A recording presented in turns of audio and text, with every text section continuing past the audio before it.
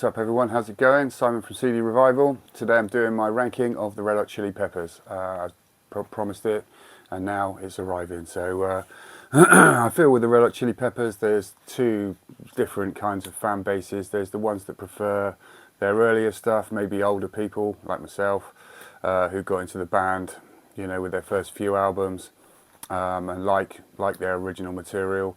And then there's the people that kind of the Californication onwards that prefer that style of Red Hot Chili Peppers and don't really like their early stuff. So for whatever reason, maybe, you know, I've got into bands later before and then found it more difficult to get into their early stuff. But anyway, regardless of that, this is my ranking, and this is what I feel, say, my favourites of theirs and my least favourites. Probably the first album of theirs I listened to really was Uplift Mofo, so my third album, yeah, sort of gone on from there really. Still listen to their albums to this day, although I don't find them anyway quite as good, but we'll go through that and it will sort of show in the ranking. So here we go, 13 studio albums to rank, starting off with number 13.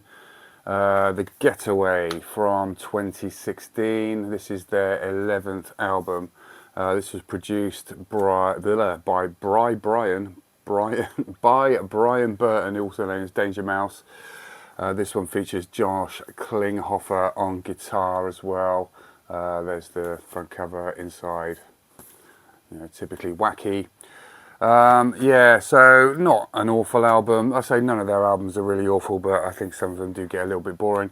This one, not really too much to say about it. The singles like Dark Necessities, Go Robot, not particularly inspiring. It's just a little bit meh, to be honest with you. I don't think it's ever going to be seen as a classic, but I could be wrong. Say from, yeah, 2016.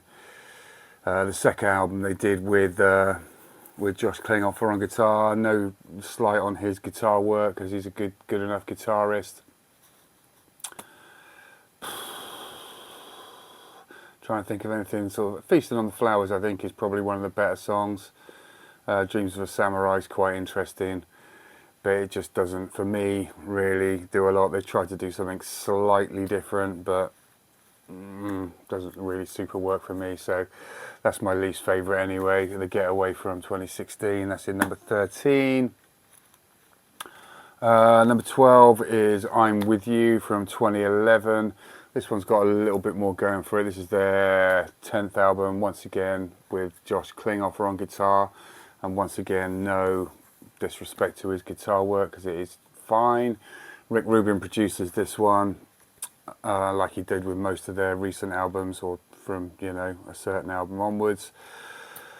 This one's got a few decent tracks on it. The first 3 tracks are all really good. Well, Monarchy of Roses is pretty cool. It's a bit disco-y. Factory of Faith, by far my favourite song on the album, and, you know, actually a decent song. Brendan's Death song is pretty decent. Ethiopia, not bad. Adventures of Rain Dance Maggie single was pretty good as well.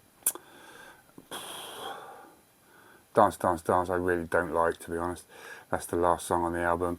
I say it's okay, it's nothing, you know, it's not a bad album. It's a little bit lightweight on the production side, I think, for a Rick Rubin production. It doesn't really do it for me, so it's like a lot of their latter day albums. It just kind of bounces along. It's pretty safe, fairly, you know, inoffensive, if you like. So not bad, but, you know, certainly not up there with their greats. And that's number 12, I'm With You. Number 11, I've got their 12th album, Unlimited Love from 2022. John Frusciante back in the band on guitars. Obviously, Brad's, yeah, on drums. Chad Smith. And Rick Rubin produces. He's back on production duties. Obviously, Anthony Kiedis and Flea are on all the albums. This one, once again, fairly unremarkable. It's got Black Summer as the lead-off single on it. Black Summer with the comedy pirate vocals from Anthony Kiedis, which were like, at first, like, what the fuck? but you know, it kind of makes it a bit more entertaining. Aquatic Mouth Dance, probably my favourite song on here because it has actually got the funk, you know, a bit of funk about it. Poster Child's alright, Great Apes is okay, well, actually it's a bit tedious. It's another one of those which doesn't really have, you know, too many outstanding tracks. It just sort of floats along and doesn't really do a lot for me. It's okay, produced well by Ruben once again. Some nice guitar work, but you know, it's all fairly samey for me. It's Only Natural, that's not a bad track. So yeah, 2022's Unlimited Love, 12th album. That's in number 11.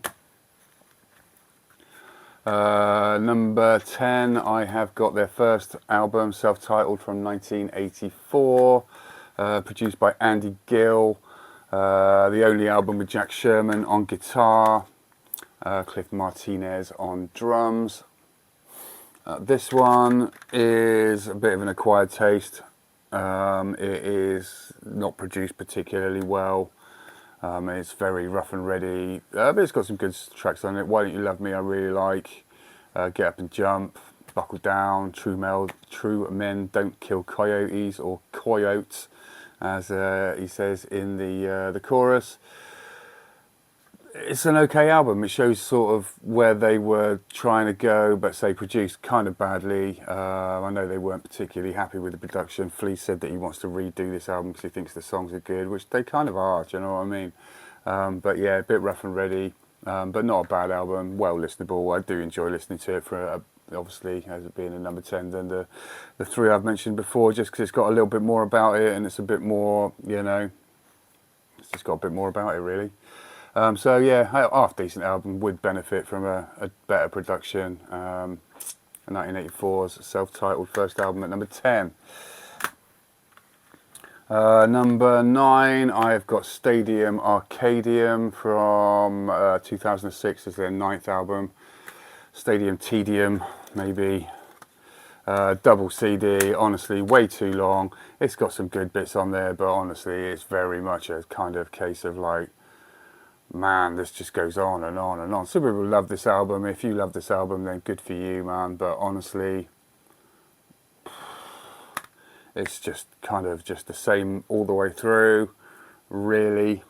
Danny California, the singles are kind of played out. Danny California's alright. Snow Heyo, Charlie is okay. Stadium Arcadium, the track is, yeah, once again, fairly tedious.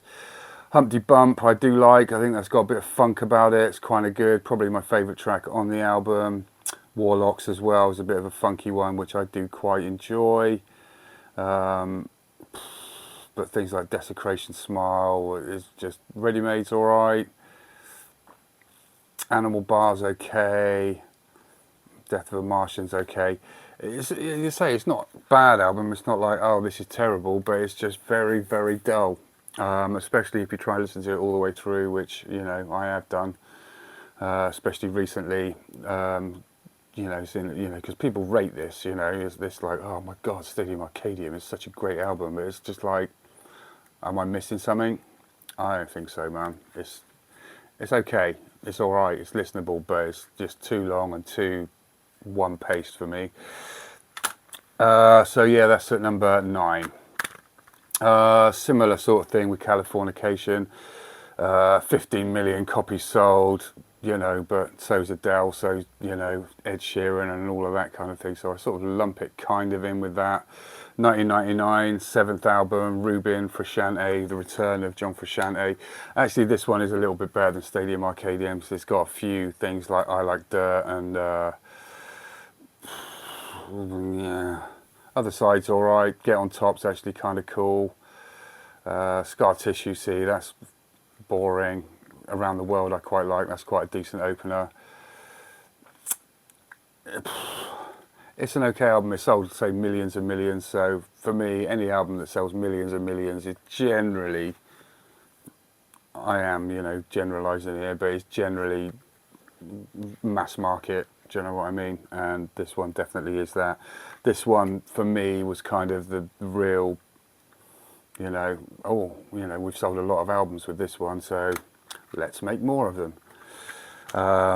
So yeah, it's, let's say, by no means a bad album. It's, once again, way too long and a little bit too one-paced for me. So that's at number 8, 1999's Californication, a massive album, you know, very popular album, but doesn't really hit the spot for me in a lot of ways. By the Way is at number 7, another Ruben Frusciante, you know. Frusciante wrote quite a lot of stuff on it. This one is from 2002, it's their 8th album. For me, this one's got a little bit more variation on it, of the sort of those 3 albums that I sort of grouped together, which is Californication, this one, and Stadium Arcadium, which I think are all fairly similar, but this one's got a bit more decent stuff on it. Universally Speaking is alright. Midnight I do like. The title track's actually not bad either. Throw Away Your Television is not bad. And Venice Queen, the final track, really, really good. Awesome track to finish off, to be fair. So yeah, not bad. Say it's got a little bit more variation, a little bit more about it than the 2 that I previously mentioned. I don't hate, but I just think that they're, yeah, just a bit boring, a bit safe. So that's, By the Way, at number 7 from 2002. Number 6, I have got their most recent album, 13th album, Return of the Dream Canteen from 2022.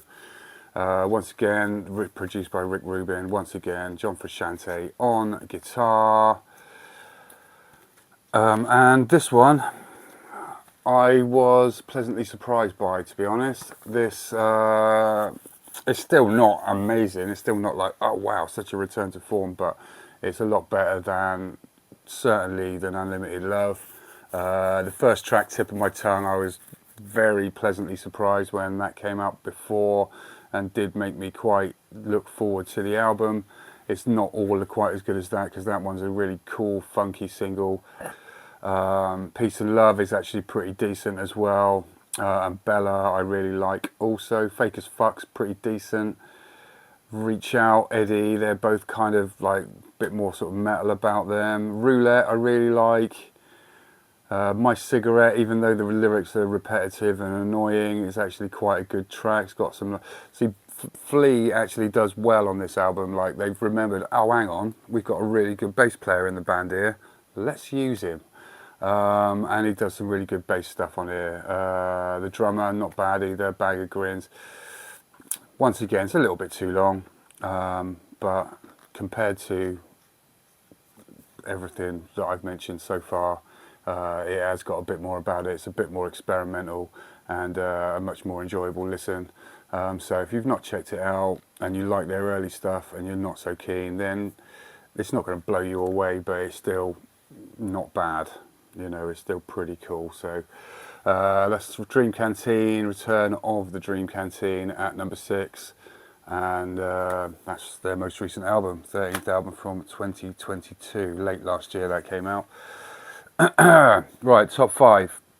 Top 5 are all pretty decent albums, man. We have got Mother's Milk at number 5 from 1989. This is their 4th album, produced by Michael Beenhorn. This is their first album with Chad Smith and John Frusciante on guitar and bass, no drums. After the tragic death of Hillel Slovak, and Jack Irons couldn't carry on, so he left also. But yeah, this one, I remember when this came out, and it's yeah, a good album. It's a good mixture of funky stuff and like weird stuff, and you know, a few sort of singles that they put together. Obviously, it's got the cover of High Ground, which was a big hit at the time. Good Time Boys is a really good track. Subway to Venus is really cool as well. Magic Johnson, really fast-paced sort of rappy kind of, yeah, really good stuff. Nobody Weird Like Me is not the best. Knock Me Down, excellent. Taste of Pain, excellent. Stone Cold Bush, excellent. It's got Pretty Little Ditty on it, which was famously sampled by Crazy Town for their shitty song Butterfly. And Johnny Kick a Hole in the Sky, Sexy Mexican Made, really cool. So it's a banging album, man. This one's got the bonus tracks on it, so it's got like Crosstown Traffic Live and Castles Made of Sand, which their version is decent also. Obviously not as good as the Hendrix version, but still really cool. Controversial sleeve at the time, not really too sure why, everything's covered up. But yeah, really cool album, really funky, decent production, and yeah, was really good at the time. Did really enjoy this and still do to this day. Way better than everything that I've mentioned before. Number 5, Mother's Milk from 1989. Number 4 is this one here, One Hot Minute from 1995. This is their 6th album, produced by Rick Ruben, the 2nd album that he did with them, and on guitar is Dave Navarro, previously of Jane's Addiction, who had fallen apart. They'd split up anyway. Really like the artwork, really like the album. This is very different to everything else they've done. Dave Navarro brings his own style. If you're familiar with Jane's Addiction, which you should be because they're an absolutely banging band, and he's a fantastic guitarist and has got his own style, and he brings that sort of ethereal kind of psychedelic but also well rocking. He tones it down a bit for the Chili Peppers, to be honest with you. He's not quite as fiery and on it as he is in Jane's Addiction. But yeah, superb album. Warped is a brilliant starter. You've got Aeroplane, which is great. Deep Kick, which is great as well. My Friends, Coffee Shop. You've got the Flea vocals P, One Big Mob, Walkabout, Tearjerker, which is the tribute to Kurt Cobain. Title track, Falling Into Space is excellent as well. Shallow Be Thy Name, Transcending, all really, really good tracks. And as I say, Dave Navarro, it's a shame that he didn't stay with the band, because honestly, I think he's the best guitarist they've had as far as, you know, bringing something different to the table. Good as John is, he's still quite, you know, brings a certain sound to the band, which they've just stuck with for most of it, really. Whereas with Dave, it was definitely a bit more rocking, a bit more trippy, a bit more Jane's Addiction, who, you know, I say a fantastic band. And he's a legendary guitarist. So yeah, when I first heard this album, I must admit I wasn't overly thrilled with it, but it's a massive grower and well worth checking out. If you've only listened to it once or twice, listen to it more times, because it's great. So that's the number 4, One Hot Minute, 6th album from 1995. Excellent album. Number 3, I have got the Uplift Mofo Party Plan from 1987. This is their 3rd album. Michael Beenhorn producing once again. Hillel Slovak, final album with the band before he died of a heroin overdose. The only album to feature Jack Irons, who was the original drummer, on drums, obviously. Yeah, superb album. Fight Like a Brave, this is the first album I heard of theirs. And I think it's, brilliant still to this day. Super funky. Fight Like a Brave. Funky Crime, which is amazing. Me and My Friends, which is quite a punky, funky one as well. Behind the Sun is amazing. It's got a cover of Subterranean Homesick Blues, the Bob Dylan track. Things like No Chump Love Sucker. Walking on Down the Road, I love that one as well. Just a really cool, funky, like a lot of variation on it, a lot of different styles, a lot of different stuff, a bit more attitude. Just an awesome album, really. Not sure what's going on with the cover, but that is fine. Super secret song inside as well, which they had to change the title because the record company refused to put it out with a track called Party on Your Pussy. How things change nowadays, people wouldn't bat an eyelid at that. But anyway, that was the way in 1987. Super puerile lyrics from Anthony Kiedis, but you know, I think I probably prefer that to his deeper stuff that he puts out nowadays. But yeah, good fun party album. Superb album. Number 3 from 1987, Uplift Mofo Party Plan. Number 2, I'm pretty sure no one in the world is going to have this as their number 2, but it's Freaky Styley from 1985. It's their second album. I've got 2 copies of this. One's the original, one's the remastered one. I had the original one, and then the remaster I sort of found for a decent price. Obviously it's got bonus tracks on it as well, so was happy to grab that. Yeah, loads of really cool stuff on here. This one produced by George Clinton, Hillel Slovak on guitar, Cliff Martinez on drums. Big fan of George Clinton, big fan of like Parliament Funkadelic, and big fan of general sort of funk.